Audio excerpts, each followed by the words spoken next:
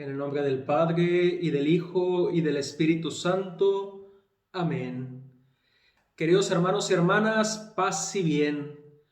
Hoy domingo se nos presenta para nuestra reflexión el Evangelio según San Marcos, capítulo 1, versículos del 40 al 45. Son 5 versículos que sintetizan el encuentro personal del Señor Jesús con un hombre enfermo de lepra y nos revela cómo éste fue curado de su enfermedad. Sin embargo, más allá de eso, el pasaje del Evangelio de hoy quiere enseñarnos la posición de Dios de frente a una ley que consideraba al enfermo de la lepra como un ser inmundo y privado de todo derecho y dignidad. En ese sentido, la ley establecida por Moisés y que podemos leer en el libro de Levítico, en el tentativo de preservar al pueblo de Israel del riesgo del contagio, condenaba a los leprosos al exilio perpetuo, excluyéndolos totalmente de la sociedad. Lo interesante de esto es que no solamente el leproso se veía desterrado de su pueblo o separado de su familia, de su trabajo, de sus bienes y posesiones, que ya lo podemos considerar como algo bastante malo y angustioso, sino también se consideraba fuera de la gracia de Dios, siendo esto lo verdaderamente preocupante, pues los dirigentes religiosos del pueblo de Israel, siguiendo esta ley, ponían en juego la salvación de cada enfermo de la lepra. De ese modo, podemos pensar en un leproso como una persona inaccesible, incluso en el orden de la gracia divina, ya que la ley de Moisés lo quería fuera de su alcance, lo ubicaba fuera de la alianza con Dios y por tanto una persona que no se podía salvar.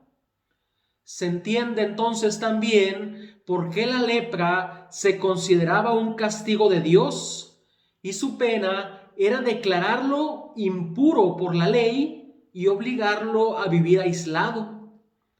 Desde esta perspectiva, podemos entender que la petición del leproso de querer ser purificado no estaba directamente relacionado con el fin de la lepra, sino con su capacidad de relacionarse con Dios, de estar en comunión con Él.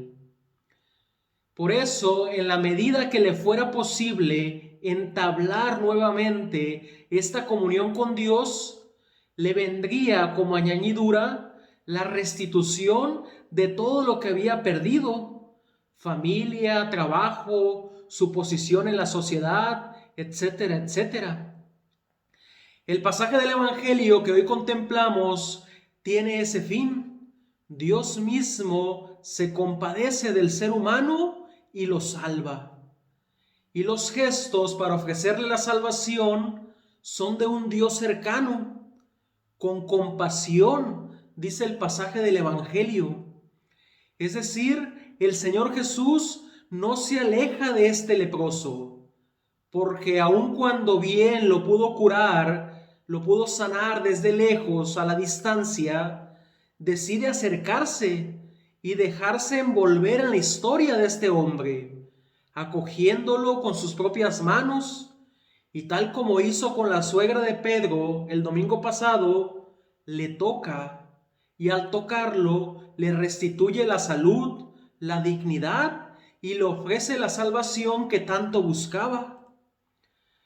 El Señor Jesús hace lo que no había ni podido ni debido hacer: tocarlo, tocar a este leproso.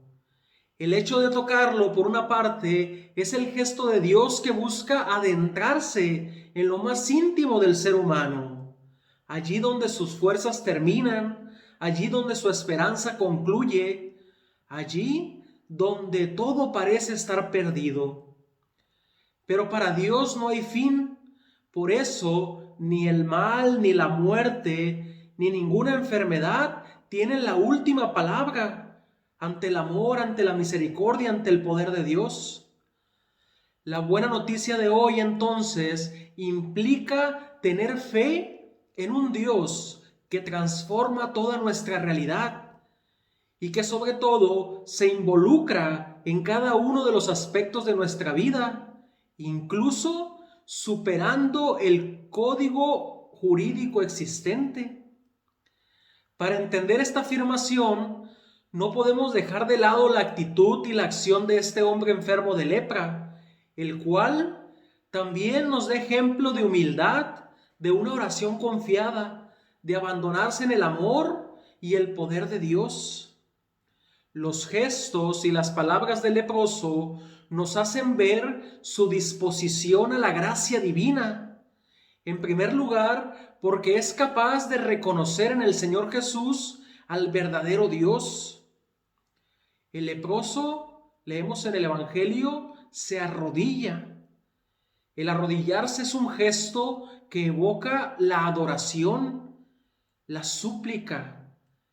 El arrodillarse era solamente ante Dios y es por tanto el reconocimiento de que el Señor Jesús era Dios. Pero sobre todo viene a expresar una fe traducida en la disposición de un alma capaz de recibir de Dios lo que considera oportuno para su salvación. De allí que la humildad juega un factor importante. Humildad que representa reconocer la propia necesidad y al mismo tiempo aceptar que por uno mismo no es posible ser salvado. Por uno mismo no es posible ser salvo. Arrodillarse de frente a Dios, entonces, no es un signo de sumisión, como muchos pueden pensar, o de bajeza, sino más bien es un gesto de abandono, de aceptar que estamos en sus manos, de confiar en que Él es quien puede salvarnos. En segundo lugar, mis hermanos y mis hermanas, la frase icónica del leproso en su petición, si quieres, nos invita a apreciar que fue capaz de redimensionar su propia enfermedad. Es decir, a la vez que pide al Señor Jesús lo que parece ser su máxima urgencia, ser purificado, ser sanado, ser limpiado de su lepra, al mismo tiempo acepta en su corazón la posibilidad que el recuperar su salud no sea lo más urgente para él y por tanto se abre a la posibilidad divina, a aquello que el Señor Jesús decida.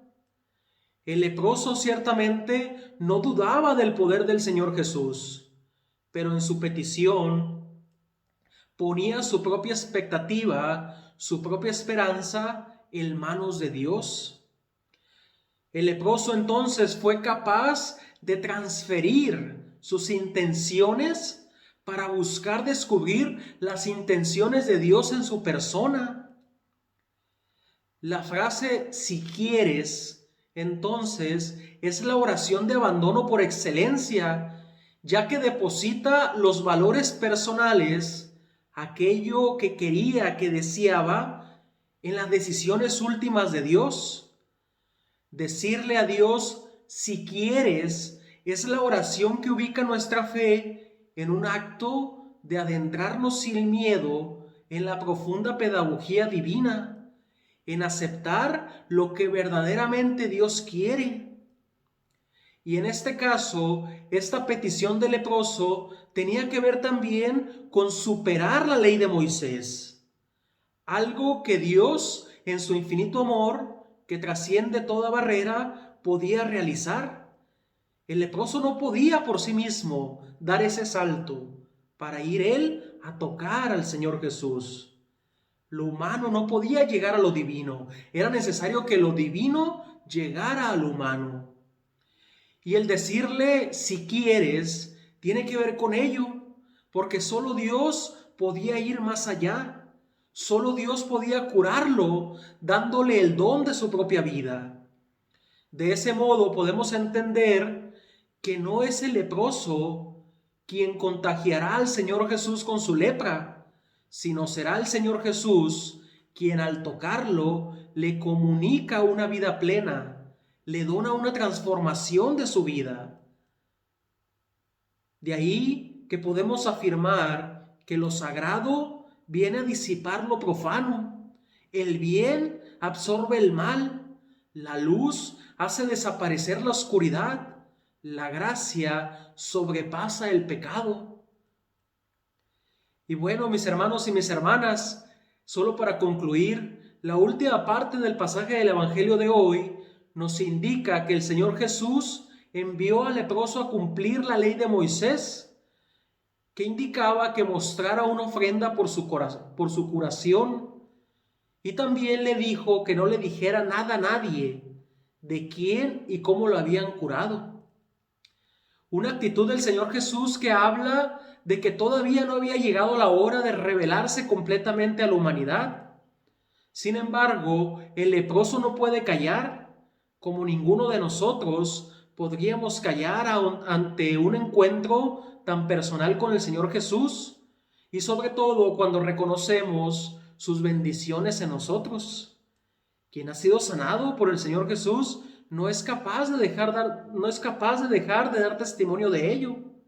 Es una respuesta lógica de quien se experimenta salvado. Es anunciar y testimoniar esta salvación a todo el mundo. Porque aunque calláramos y no dijéramos nada, existe un mensaje no verbal en nosotros, que hablaría por sí mismo. Se nota en el rostro, en la luz nueva que tenemos, en la felicidad que mostramos a los demás, en la paz que transmitimos. Pero por otro lado, el Señor Jesús sabía que si el leproso contaba lo sucedido, la gente no iba a creer tanto cuanto en la curación, sino más bien en que él mismo se había contagiado de la lepra. Por ello, el pasaje del Evangelio nos dice que el Señor Jesús no podía entrar abiertamente en ninguna ciudad a causa de ello.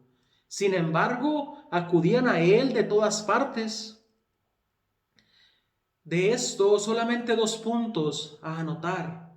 El primero, la enseñanza del Señor Jesús en confrontación con la ley de Moisés no es de anular la ley, sino más bien de superar la ley. Es decir, de vivir lo sustancial de la ley, de aquello que sirve para la salvación. De ahí que el tocar al leproso, el acercarse, el sanarlo, el acompañarlo en la vivencia de su enfermedad, era lo sustancial de la ley, que es la ley del amor, la ley de Dios. Y por otro lado, el segundo punto, la evangelización no es imposición, sino más bien es un encuentro que se expresa como una atracción derivada de una forma de ser y de vivir de los cristianos, como una propuesta para ser vivida. Por eso, mis hermanos y mis hermanas, aunque el Señor Jesús estaba fuera de las ciudades y se encontraba en lugares solitarios, la gente acudía a Él, porque se sentían atraídos por su forma de ser y de vivir, por aquella coherencia que manifestaba entre sus palabras y sus actos. Por eso me viene a la mente la vida de tantas monjas de clausura, quizá muchas que conocen ustedes, especialmente clarisas, que desde el silencio, la contemplación, la vida en soledad, desde la vida en comunidad, atraen a tantos hacia ellas. Porque ellas, esas comunidades que viven en clausura, que viven alejadas del mundo, se convierten tantas veces en un manantial de agua viva, en un mundo estéril y sediento de Dios. Bueno, mis hermanos, gracias por su paciencia, gracias por escuchar esta reflexión del Evangelio. Dios les bendiga y pidámosle al Señor que si tenemos la lepra en nuestro corazón, si tenemos un pecado que no podemos sanar, que no podemos quitar de nosotros, que sea Él quien nos toque, quien nos restituya la dignidad y la vida. Gracias por todo, Dios les bendiga y pues denle me gusta al canal y luego en estos días haré un video especial porque ya somos 1000 suscriptores. No soy influencer, pero les hago llegar la palabra de Dios. Paz y bien, bendiciones.